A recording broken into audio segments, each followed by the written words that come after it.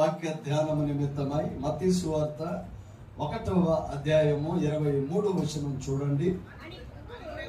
అని ప్రభువు తన ప్రవక్త ద్వారా పలికిన మాట నెరవేరునట్లు ఇదంతయు జరిగెను. దేవుని బిడ్డలారా, ఈ ఉదయకాల సమయంలో చదవబడిన వాక్యమును ఒకంత మనం గమనించినట్లయితే ఈ నెల మనం నేర్చుకుంటున్న మాట ఇమ్మానుయేలు. ఇమ్మానుయేలు అనగా దేవుడు మనకి తోడై ఉన్నాడు. ఈ వారము ప్రభు మనతో మాట్లాడబోతున్న మాట నెరవేర్పు, ప్రవచన నెరవేర్పు కాలములో మనం ఉన్నాము. ఆయన ప్రతిదానిని నెరవేర్చేవాడై ఉన్నాడు. ఆది కాండము మొదలుకొని ప్రకటన గ్రంథము వరకు యేసు ప్రభు ఆయా సందర్భాలలో చాలా మంది వ్యక్తుల్ని ఆయన దర్శించాడు, వారితో మాట్లాడాడు, వారిని బలపరుస్తూ వచ్చాడు. అందుకని హెబ్రీ పత్రిక ప్రారంభిస్తూ అంటాడు, పూర్వకాలమందు నానా విధములుగా దేవుడు మాట్లాడిన ఈ దేవుడు ఈ దినముల అంతమందు తన కుమారుని ద్వారా మనతో మాట్లాడాను అని అంటాడు. అంటే పూర్వకాలమందు దేవుడు ఎలా మాట్లాడుతూ వచ్చాడు? ప్రియ దేవుని బిడ్డలారా, కొన్నాళ్ళు ఆయనే ఆకాశంలో నుండి స్వరాన్ని వినిపించి మనుషులతో మాట్లాడుతూ వచ్చాడు. ఆ తర్వాత దేవుడు ప్రవక్తలను వాడుకున్నాడు. ఆ తర్వాత ప్రియ దేవుని బిడ్డలారా, తన కుమారుని ద్వారా మనతో మాట్లాడుతూ వచ్చాడు. ఆయనే అలాగే ప్రియ దేవుని అంటే పూర్వకాలమందు నానా విధములుగా మాట్లాడిన ఆ దేవుడు ఈ దినముల అంతమందు కుమారుని ద్వారా మనతో మాట్లాడుతున్నాడు అంటాడు హెబ్రీ గ్రంథకర్త. యోహాను సువార్త అంటాడు, ఆది అందు వాక్యం ఉండెను, వాక్యము దేవుని వద్ద ఉండెను, వాక్యమే దేవుడై ఉండెను, ఆ వాక్యమే కృపా సత్య సంపూర్ణుడుగా మన మధ్యలో నివసించను. యెషయా గ్రంథంలో అంటారు కదా, దానికి చుట్టూ అగ్ని ప్రాకారముగా ఉండును, దాని మధ్యన నివాసినై మహిమకు కారణముగా ఉండును అంటాడు. అంటే దేవుని ఉద్దేశం ఎలా మాట్లాడాను? ఆయన మనతో ఉంటాడు, మనల్ని బలపరుస్తాడు, మనం స్థిరపరుస్తాడు. మన జీవితంలో ఏ లోటు ఉన్నదో దానిని యేసయ్య తీర్చేవాడై ఉన్నాడు. అందుకని ఇప్పుడు దేవుని బిడ్డలారా, ఆయన ప్రత్యక్షతలు మనం ఎప్పుడు కూడా గుర్తు పెట్టుకోవాలి. దేవుడు మాట్లాడతాడు, దేవుడు దర్శిస్తాడు, దేవుడు విడిపిస్తాడు. దేవుడు మన జీవితంలో ప్రతి లోటును ఆయన తీర్చి అంచెలంచెలుగా అభివృద్ధి పరుస్తూ ఉన్నతమైన స్థితిలోనికి ఆయన నడిపించేవాడై ఉన్నాడు. క్రిస్మస్ నెలలో మనం నేర్చుకోవాల్సింది అదే, లక్షల ప్రవచనాలు నెరవేర్పు నెల ఇది. దేవుడు యేసయ్యను మనకు ఇచ్చిన నెల అయి ఉన్నది. అందుకని ఈ నెలలో ప్రియ దేవుని బిడ్డలారా, మనము ఎంతో సంతోషంతో లేక ఎంతో ఆనందంతో ఈ పండుగలోనికి మనం ప్రవేశిస్తాం. ఒక మాట మీకు చెప్పాలంటే, నవంబర్ 1వ తారీఖు నుంచే క్రిస్మస్ మొదలైంది. సెమీ క్రిస్మస్ లని, గ్రాండ్ క్రిస్మస్ లని. దేవుని బిడ్డలారా, ఇవన్నిటి గురించి మాట్లాడాల్సి వస్తే, ఇవన్నీ ఎందుకు మనం ఆచరిస్తున్నాం లేక ఈ పండుగ దినాల్లో మనం ఎందుకు సంతోషించాలి అంటే, ఇది నెరవేర్పు కాలం. ప్రతి దానికి ఒక కాలం ఉంటుంది. పంటకు కాలం ఉంటుంది, బిడ్డలకు కాలం ఉంటుంది, ప్రతిదానికి ఒక కాలం ఉంటుంది. ఆ కాలం ఇదే నెరవేర్పు కాలం. 229 సార్లు బైబిల్లో పాత నిబంధన ఆది కాండం మొదలుకొని మలాకి వరకు 229 ప్రవచనాలు నెరవేర్పు ఈ కాలం అయి ఉన్నది. అందుకని మత్తయి సువార్తలో అంటాడు కదా, లేఖనములు నెరవేర్పు చెప్పిన రీతిగా నెరవేరును, యెషయా ప్రవచించిన రీతిగా నెరవేరును, అలాగే మీకా ప్రవచించిన రీతిగా నెరవేర్చను, లేఖనములు చెప్పుచున్న రీతిగా నెరవేర్చబడెను. ఆయన దేవుడు అని చెప్పడానికి మనకు ఎలా అర్థమైంది? ఈ లోకంలో అనేక ఆరాధనలు ఉన్నాయి, అనేక మంది దేవుళ్ళుగా చెప్పుకొనబడే వాళ్ళు ఉన్నారు. మనము ఆరాధన చేస్తున్న ఈ దేవునికి ఆరాధన ఆధారం ఏంటి? మనం ఎందుకు ఆరాధన చేస్తున్నాం? ఈ దేవుని దగ్గర మనకు ఎందుకు రావాలి? ప్రియ దేవుని బిడ్డలారా, అక్కడ ఎవరు కూడా నమ్మటానికి ఇష్టపడట్లా. కారణం ఏంటంటే, మెస్సయ్య పుట్టాడు, మేము తూర్పు దిక్కున ఆయన నక్షత్రమును చూసి వచ్చాము అని చెప్పేసి మాట్లాడుతున్న ఆ సమయంలో ప్రియ దేవుని బిడ్డలారా, ఎలా తెలిసింది? జ్ఞానులు హేరోదు దగ్గరికి వెళ్ళి యూదులకు రాజుగా పుట్టినవాడు ఎక్కడున్నాడు అంటే ఎలా తెలిసింది? ప్రియ దేవుని బిడ్డలారా, ప్రతి ప్రతి దానికి లేఖనాలు తీసుకురండి, పండితులు తీసుకొని రండి, లేఖనములో ఏముందో చదవండి. పరిశుద్ధాత్మ దేవుడు వారిని ఉద్దేశించి ఏమి రాయించాడో చూడండి అని చెప్పేసి ఆయన ప్రతిసారి రాజులు, మేధావులు, ప్రవక్తలు బైబిల్ను పెట్టుకొని, ధర్మశాస్త్రాన్ని ముందు పెట్టుకొని, ప్రియ దేవుని బిడ్డారా, యేసు ప్రభువు పుట్టాడు, ఎక్కడుంది ప్రవచనం ఉంది, అది నెరవేరుతుంది. యేసు ప్రభు శరీరధారిగా వచ్చాడు, తీసుకురండి, ఎక్కడుంది ప్రియ దేవుని బిడ్డారా? యెషయా కన్యకకు బిడ్డ పుట్టాడు, ఎక్కడుంది? యెషయా ప్రవశించాడు. దేవుని బిడ్డలారా, పురాతన కాలం నుంచి ఆయన ఉన్నాడు. ఎవరు ప్రవశించారు? మీకా ప్రవశించాడు. దేవుని బిడ్డలారా, బైబిల్ ప్రతి సందర్భంలో లేఖనాలు తీసుకురండి, లేఖనాలు పరిశోధించండి, లేఖనాలు నెరవేర్పు ఇది నిజమా కాదా అని పరిశీలన చేస్తూ వచ్చారు. ఒక కాలము కాదు, ఒక సమయము కాదు, ఒక రోజు కాదు, ఒక ప్రియ దేవుని బిడ్డలారా సందర్భము కాదు. యేసు ప్రభు జీవితంలో ప్రియ దేవుని బిడ్డలారా, నా దేవా నా దేవా నన్నెందుకు చెయ్యి విడిచితివి అని ఆత్మను దేవునికి అప్పగించిన ఆ సమయం వరకు కూడా లేఖనాలు నెరవేర్పే ఈ లోకములో జరిగింది. ప్రియ దేవుని బిడ్డ, ఈ ఉదయకాలం మనం నేర్చుకోవాల్సింది అదే. దేవుడు నీ జీవితంలో ఒక ప్రవచనం ఇస్తే, దేవుడు నీ జీవితంలో ఒక వాగ్దానం ఇస్తే, దేవుడు నీ పట్ల ఒక మాట ఇస్తే, దేవుడు నీ బిడ్డల పట్ల, నీ కుటుంబం పట్ల, నీ వ్యాపారం పట్ల ఆయన ఏదైనా ఒక ప్రణాళిక కలిగి ఉంటే, ప్రవక్తల ద్వారా ప్రవచించిన మాటలు నెరవేరటానికి ఒక కాలం ఉందని కొంతమందిని ఉద్దేశించి వేరు వేరు సమయాల్లో నేను మాట్లాడా. నీకు ఇల్లు ఇస్తాడు యేసయ్య, నీకు బిడ్డలు ఇస్తాడు యేసయ్య, నీ రోగాన్ని తీసివేస్తాడు యేసయ్య, నువ్వు ఆశీర్వదించబడతావు, నీకు దేవుడు తోడుగా ఉంటాడు, నిన్ను విడిపిస్తాడు, నీ స్థితిని మారుస్తాడు. దేవుని బిడ్డలారా, చాలా మంది హాస్యాస్పదంగా అనుకున్నారు.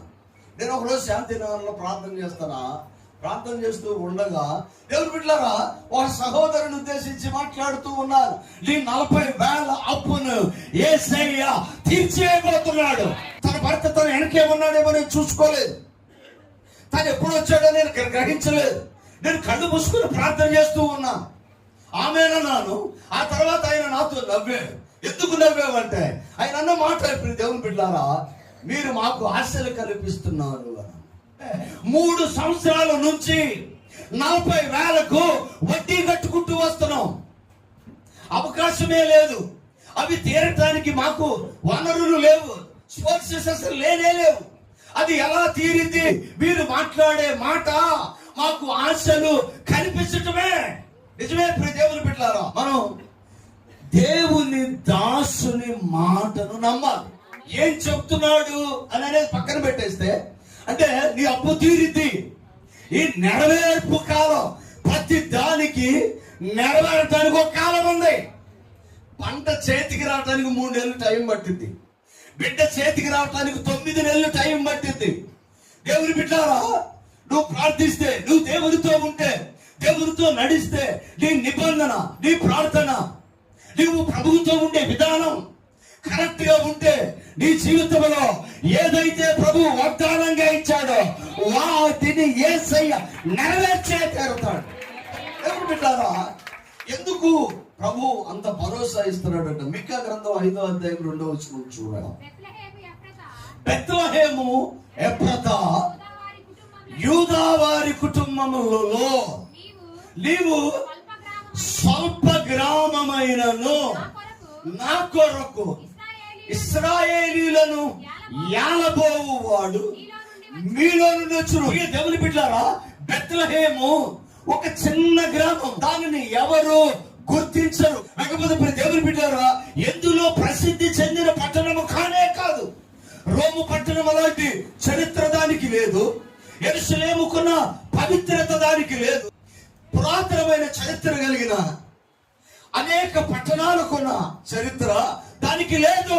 కానీ దేవుని బిడ్డలారా, ఒక రోజు మీకా అనే ప్రవక్త ప్రవశిస్తున్నాడు. బెత్లెహేము ఎఫ్రాతా యూదా ప్రధానులలో నీవు స్వల్పమైన గ్రామమే, ఇశ్రాయేలీయులను ఏలువాడు నీలో నుంచి వచ్చును. పురాతన కాలము నుండి శాశ్వత కాలము ఆయన ప్రత్యక్షమవుతూ ఉన్నాడు. దేవుడు మనకు తోడంటే, ప్రియ దేవుని బిడ్డ, కన్యక గర్భవతి కుమారుని కనును, ఆయనకి ఇమ్మానుయేలు అని పేరు పెట్టును. ఆయనే మెస్సియా అని మనం అనుకుంటాం. ఉంటున్నాం. కానీ ఇప్పుడు దేవుని బిడ్డారా, పురాతన కాలము నుండి శాశ్వత కాలము ఆయన మనతో ఉన్నవాడై ఉన్నాడు. మన జీవితంలో మనం నేర్చుకోవాల్సింది అదే. ఆయన చేస్తాడు, ఇస్తాడు, వస్తాడు. ఆయన అంటే మాట తప్పేవాడు కాదు. పురాతన కాలము నుండి ఆయన ప్రత్యక్షమవుతున్నాడు. ఈరోజు ఒక్కరోజుగా ఆదాము అవ్వ దేవునికి దూరం అయిపోయి దేవునికి ఎదురుకు రాలేక వారు ఒక చెట్టును చాటు చేసుకొని ఉన్నారు. 90వ కీర్తనకారుడు అంటాడు, నా కోట, నా ఆశ్రయమా, నా దాగు చోట, నా దేవుడు మహోన్నతుడు అని మాట్లాడుతాడు. అంటే ఒక కోటను, క్రీస్తుని అడ్డుగా పెట్టుకోలేక ఆయన్ని ఆశ్రయించవలసిన వీళ్ళిద్దరూ చెట్టు చాటు నుండి దేవుని బిడ్డారా, దేవుడు వారికి ఎదురుగా వచ్చి మాట్లాడబోతే దేవుని ఎదురుగా రాలేకపోతున్నారు. కారణం ఏంటంటే పాపం చేసిన మనిషి పరిశుద్ధుల ముందు నిలవలేడు. అందుకని నీతిమంతుల సభలో పాపులు నిలవలేరు. మనం దేవుని సన్నిధిలో మనం ఉన్నాం. ఆయన కృపాసనము దగ్గరికి ధైర్యంగా మనం వెళ్ళాలి. అంతేగాని భయంతో, పెరిగితనంతో ఆయన పరిశుద్ధుడు, మనం పాపులు అన్నట్టుగా దేవుని దగ్గరికి మనం వెళ్ళలేము. ఆయన తండ్రి, నేను బిడ్డను. అలాంటి స్వాతంత్రత కలిగి ఉండాలి. అందుకని యేసు ప్రభు అంటాడు, అబ్బా తండ్రి నేను పిలిచే స్వాతంత్రతను నేను ఇచ్చాను అంటాడు. దేవుని బిడ్డారా, ఆయన దేవుడై ఉండటానికి, లేకపోతే ఎక్కడో ఉండి ఆయన ఆకాశంలో ఉండి నిన్ను భూమి మీద ఉండి ఆయన దేవుడుగా, నిన్ను భక్తురాలుగా ఆయన ఇష్టపడతాం. ఆయన అదే మనకిచ్చిన ఒక ఆధిక్యత లేక హక్కు అయి ఉన్నది. అది మనం ఎప్పుడు కూడా గ్రహించాలి. మనము దేవుడిని దేవుడుగా చూసి నీవు భక్తునిగా ఉంటే ఆయన నీ జీవితంలో ఎప్పుడు అర్థం కాడు. ఆయన తోడుగా ఉండటానికి వచ్చాడు అంటాడు. ఎలా వచ్చాడు? తోడుగా ఉండటానికి వచ్చాడు. ఇశ్రాయేలును కాపాడువాడు కొనుకడు, నిద్రపోడు. ఆయన తోడుగా ఉండటానికి వస్తే ప్రియ దేవుని బిడ్డలారా, ఎవరైతే తోడు, ఎవరైతే ఆదరణో, ఎవరైతే వారితో సంభాషిస్తూ వచ్చాడో ఆ పరిశుద్ధుడైన దేవుడు ఏదైనా తోటలోనికి వస్తే వాళ్ళు ఎదరకు రాలేకపోతున్నారు. అర్థమైపోయింది. పురాతన కాలం నుండి ఆయన ప్రత్యక్షమవుతూ, పరిశుద్ధత లేకుండా ప్రభువును చూడలేము, పరిశుద్ధత లేకుండా దేవుని సన్నిధిలో ధైర్యంగా నిలవలేము, పరిశుద్ధత లేకుండా ఇంట్లో తల్లిదండ్రుల దగ్గర కూడా మనం ఉండలేము. తలంచుకొని వచ్చి వాళ్ళకి ఎదురుగా నిలబడ్డారు. పైగా ఎప్పుడు మాట్లాడని ఒక భాష మాట్లాడుతూ వచ్చారు. మేము బాగాలేదు, మా పరిస్థితి మునుపున్న లెక్క ఇంతకు ముందు ఉన్నట్టుగా లేదు. ఈ విషయాలు మీకు ఎవరు చెప్పారు? క్షమించే దేవుడు వారిని పిలిచి ఒక గొర్రె పిల్లను వదిలించి వాటిని వస్త్రముగా తీసి వారికి ధరింపజేసిన వాడు యేసయ్య. పురాతన కాలము ఆయన అక్కడ ఉన్నవాడైన ఆదామును చేసినప్పుడు, అవ్వను సృజించినప్పుడు ఈ భూమి పవిత్రత, ఈ సృష్టి పవిత్రత, ఈ భూమిలో జీవం ఉన్నది. ఈ భూమిలో ఇప్పుడు దేవుని బిడ్డలారా, మట్టిని తీసి మనిషిని చేశాడు యేసయ్య. నిన్ను బంగారంతో చేయలే, నిన్ను బంగారముగా చేయడానికి దేవుని స్తోత్రం. బంగారం అని పిలుస్తాం కానీ బంగారం అయితే ఏం చేయాలి? దాయలేము. అలాగని లోహాలలో తక్కువ ఉన్న వాటిలో ఏ ఇనుములాగో వీటిలాగో నిన్ను చెయ్యలేదు. దేంతో చేశాడంటే మట్టితో చేశాడు. అందరి బట్టి 2 చేతుల పైకెత్తి సప్పట్లు కొడుతుంది దేవుడు. మట్టితో చేస్తే దేవుని స్తుతించడం ఏంటి? ఎందుకు అంటే ప్రియ దేవుని బిడ్డలారా, మట్టికి ఒక గుణం ఉన్నది. మట్టికున్న గుణం ఏంటంటే ఏది భూమి మీద వేసినా దానిని తనలో ఇముడ్చుకుంటుంది. నీ శ్రమ, నీ కష్టము, నీ దుఃఖము, నీ కన్నీరు ఏదైనా కావచ్చు, ఇముడ్చుకునే తత్వాన్ని దేవుడు నీకు ఇచ్చాడు.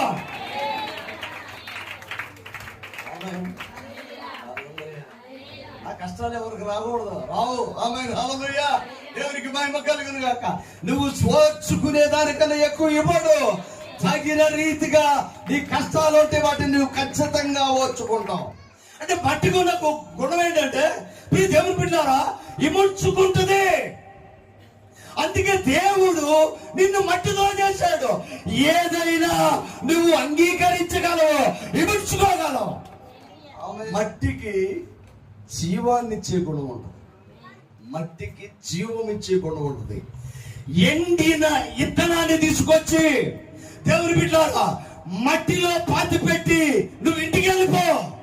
తొలకరి వర్షము పడినప్పుడు ఆ వర్షపు వర్షకి ఆ భూమిని చేర్చుకొని మొక్క ఇత్తనము మొక్కగా మారి పైకొస్తుంది. జీవమును ఇచ్చేది మట్టి. అందుకే దేవుడు నిన్ను మట్టితో చేశాడు. మట్టితో చేసావా ప్రభువా? ఒకసారి రుద్దుతా ఉంటే మట్టి వస్తా ఉంటాం. మీకు మట్టి రావట్లేదంటే రుదట్లేదని అంటాం. అవి నువ్వు ఏ శబ్దోనైనా చెయ్యి, మనలో వచ్చి గట్టిగా రుద్దితే ఒండ్లుగా వస్తుంది. మనకు డౌట్, నేను మట్టిలోకి వెళ్ళలేదు కదా, నేను ఇప్పుడే స్నానం చేశాను కదా, ఈ మట్టి ఎక్కడదంటే నువ్వు మట్టి. దేవుని బిడ్డలారా మట్టితో చేశాడు.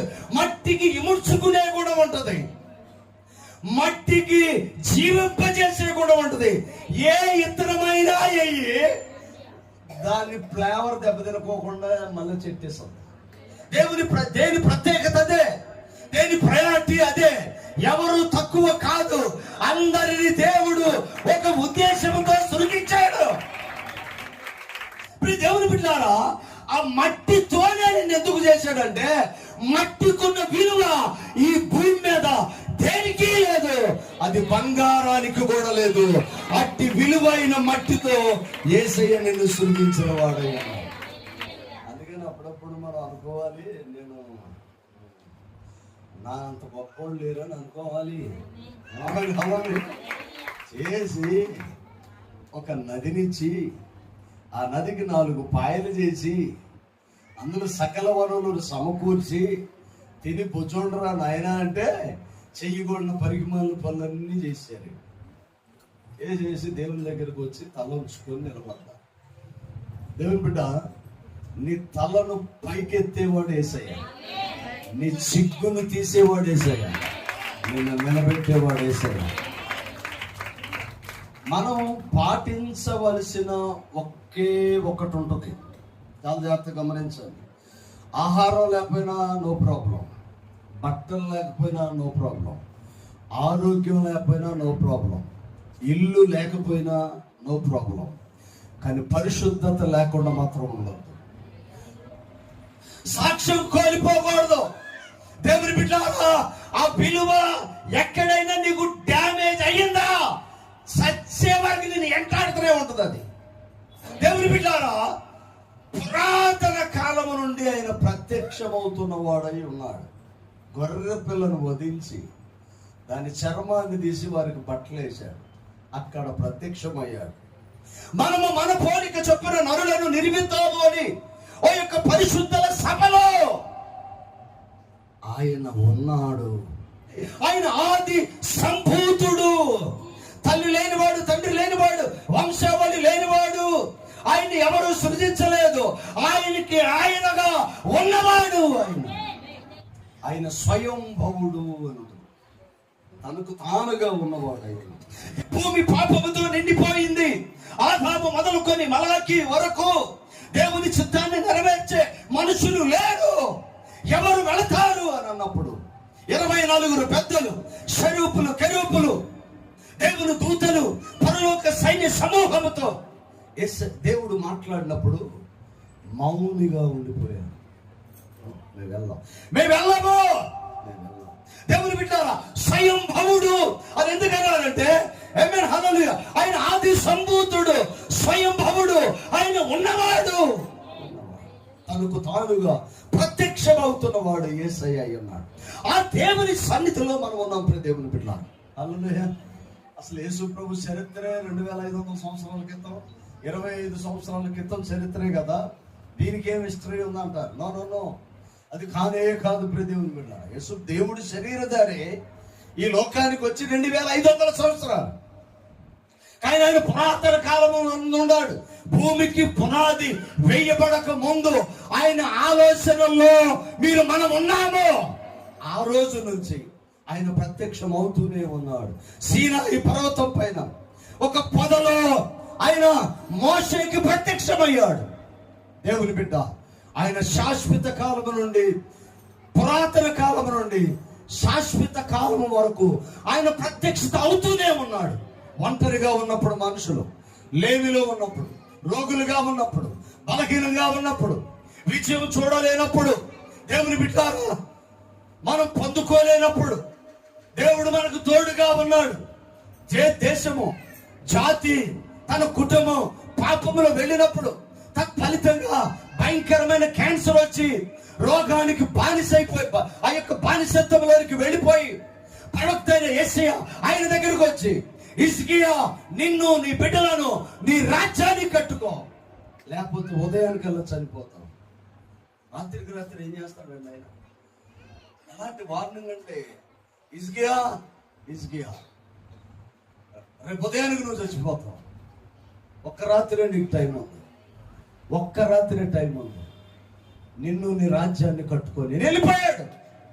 ప్రయాణమై వెళుతూ ఉండగా ఆ రాత్రి దేవుని సన్నిధిలో ప్రార్థన చేస్తూ ఉండగా ఆ హిజ్కియా కన్నీరు చూసింది యేసయ్య అయి ఉన్నాడు. సపడు కొడుతూ దేవుని స్తుతి. మరలా యెషయాను దర్శించంటాడు. హిజ్కియా దగ్గరికి వెళ్ళి 15 సంవత్సరాలు బ్రతుకుతావు అని చెప్పాడు. సపడు కొడుతూ దేవుని స్తుతి. దేవుని నా మాటలు చాలా జాగ్రత్తగా ఆయన మనకు తోడుగా ఉన్నవాడు. పురాతన కాలం నుండి ఆయన ప్రత్యక్షం అవుతున్న దేవుడు. ఎందుకు ప్రభువుని అంగీకరించాము? ఈ రోజున జీవము కలిగిన దేవుని ఆరాధన చేస్తున్నామంటే ఆయన ఇప్పటికిప్పుడు వచ్చిన వాడు కాదు. ఆమేన్, హల్లెలూయా. పూర్వకాలము నుండి ఆయన ప్రత్యక్షం అవుతూనే ఉన్నాడు. సపడు కొడుతూ దేవుని స్తుతించాలి. దేవుని బిడ్డారా, భూమి పునాది వెయ్యక ముందు ఆయన ఉన్న దేవుడై ఉన్నాడు. ఆ తర్వాత ఆదామును దర్శించాడు. ఎపోకు రేపు దగ్గర యాకోబుతో పోరాడాడు. మోరియా పర్వతం పైన ఇస్సాకుకు ప్రతిక బలయ్యాడు. సీనాయి పర్వతం పైన మోషేకి కనబడ్డాడు. ఆయన ప్రత్యక్షం అవుతూనే ఉన్నాడు. ఆ దేవుడు శరీరధారి అయి మన మధ్యలోకి వచ్చాడు. నెరవేర్పు చూడండి, నెరవేర్పు. ఆదికాండం 3:15 ఏ వాగ్దానం అయితే ఇచ్చాడో అది నెరవేర్పు జరుగుతుంది. ఇప్పుడు అది నెరవేర్పు జరుగుతుంది. దేవుని బిడ్డలారా, నా మాటలు చాలా జాగ్రత్తగా గమనించాలి. అది నెరవేర్పు. కన్యక గర్భవతి అవ్వటం అది నెరవేర్పు. యాలయనగా మనకు కుమారుడు అనుగ్రహించబడెను, అది ప్రవచన నెరవేర్పు. ఇదిగోని రాజు గాడిదను దాని పిల్లనెక్కి భారభరితమైన వాహనం మీద ఎక్కి వస్తున్నాడు, అది నెరవేర్పు. ఇన్ని నెరవేర్పులు ఎక్కడ జరుగుతామంటే యేసయ్య పుట్టాడు. తీసుకురండి బైబిల్ పరిశుద్ధ గ్రంథం చూడండి. మత్తయి సువార్తలో ఇవన్నీ 4:16 నజరేతును విడిచి సముద్ర తీరమందలి వచ్చి కాపురం ఉండను. ఇది ప్రవచనం. యెషయా గ్రంథం 9వ అధ్యాయంలో ఇది ప్రవచనం. వేదన పొందిన దేశం మీద మబ్బు నిలవలేదు. ప్రజలు వెలుగును చూస్తున్నారు. చీకటిలో నడుస్తున్న ప్రజలు వెలుగును చూస్తున్నారు. ఎక్కడిది ఏదంటే ఆ రోజున ప్రవచనము, ఈ రోజు నెరవేర్పు జరుగుతూ. కన్యకు పుట్టడం నెరవేర్పు, ఐగుప్తు నుంచి రావటం నెరవేర్పు. మన ప్రార్థనలో నజరేతు వాడు అని ప్రార్థన చేస్తాం. ఎందుకంటే నజరేతులో మంచిది లేదు. కారణం శపింపబడినది నజరేతు. నజరేతులో నుంచి మంచిది ఏదైనా రాగలదా అంటే కమాన్సి వచ్చి చూడండి, యేసయ్య నజరేతులో నుంచి వచ్చిన వాడయ్య. ఆయన ఐగుప్తులోనికి కొనిపోబడ్డాడు. అసలు వెళ్ళవలసిన అవసరత లేదు. మోషే ధర్మశాస్త్రం నెరవేర్చుకుని ఆ లెగసీని కొనసాగించడానికి వచ్చిన వాడు యేసయ్యని తెలియజేయటం, ఆ నెరవేర్పు కోసమే ఆయన ఐగుప్తులోనికి వెళ్ళవలసి వచ్చింది. ఆయన నజరేతులో నుంచి వచ్చాడు. ఆయన ఐగుప్తులో కొన్నాళ్ళు ఉన్నాడు. ఆయన కన్యకారి మరియకు పుట్టాడు. ఆయన ప్రియ దేవుని బిడ్డలారా పశువుల పాకలో పరుండబెట్టాడు. ఆయనను సిలువ వేశాడు. దేవుని బిడ్డ, నా మాటలు చాలా జాగ్రత్తగా ఉన్నాయి. ఇవన్నీ దేనికి సాదృశ్యం అంటే నెరవేరింది, నెరవేరింది, నెరవేరింది, నెరవేరింది. ఆమేన్, హల్లెలూయా. యేసయ్య ఏదైనా చెబితే అది ఖచ్చితంగా నెరవేరింది. మనం నమ్మాలి. నాకు బిడ్డలు ఇస్తాడు, నమ్మాలి. పరిచర్య ఇస్తాడు, నమ్మాలి. మంచి మందిరం కడతాం, 1000 మంది దేవుడు రప్పిస్తాడు. స్వస్థతను చూస్తాం, విడుదల చూస్తాం, విజయాన్ని చూస్తాం.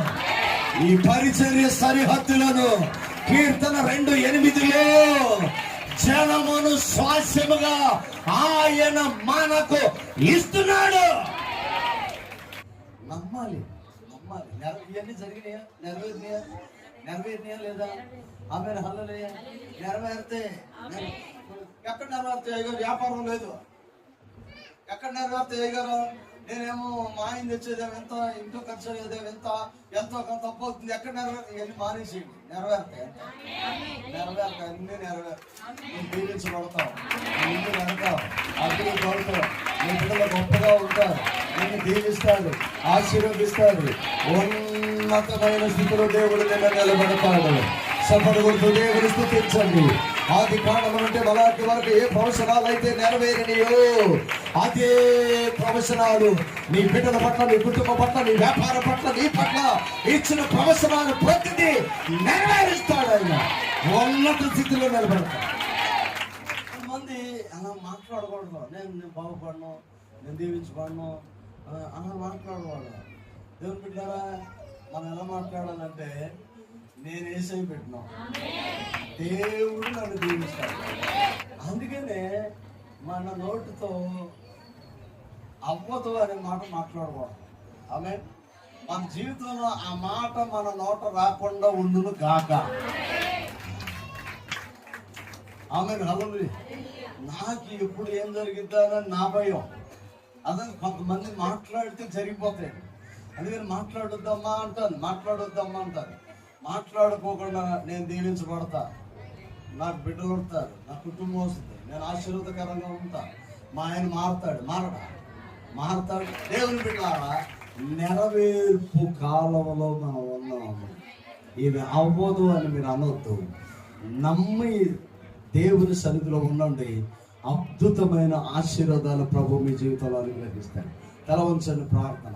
ప్రభువా, లేఖనాలు నెరవేర్పులో వాళ్ళు చూస్తూ వచ్చారు. 229 సార్లు ప్రవక్తలు ఏదైతే ప్రవచించారో అది నెరవేర్పు జరుగుతూ ఉండగా వాళ్ళు గ్రహించారు. దేవుడు కన్యక గర్భవతి అవ్వటం, కుమారుడు అనుగ్రహించబడతాం, రాజ్యభారమైన భుజముల మీద ఉండటం, ఈ లోకానికి రక్షకుడుగా ఆయన రావటం, నెరవేర్పులు జరుగుతూ ఉన్నాయి. యేసయ్యా, అది జరగటం నిజమే. దానిని మేము అనుభవిస్తూ ఉన్నాం. ఇక్కడున్న కుటుంబాలలో జరుగుతున్నాం. ఏ ప్రవచనం అయితే ఇచ్చావో అది నెరవేర్పు కాలాన్ని మేము చూసే కృపను దయచేయండి.